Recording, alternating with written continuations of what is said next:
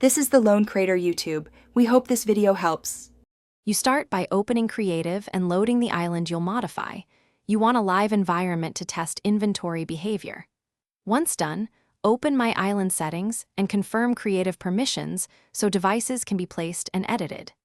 Next, place a player start and an item spawner close together to control spawning and pickup flow.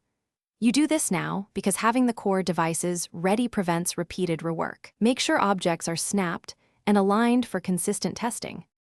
You'll now configure persistence. Add a persistent inventory device, or, if unavailable, set each item spawner's persistence option to keep items on player respawn.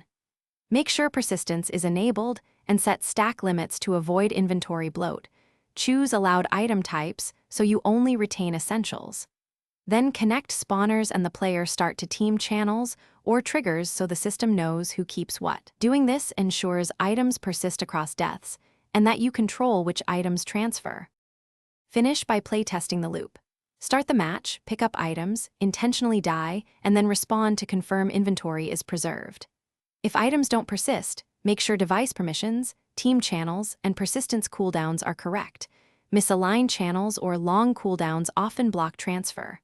Also verify no conflicting devices clear inventories on spawn.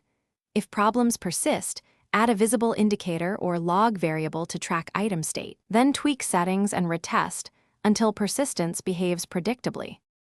Thanks for watching. Consider subscribing if we helped you.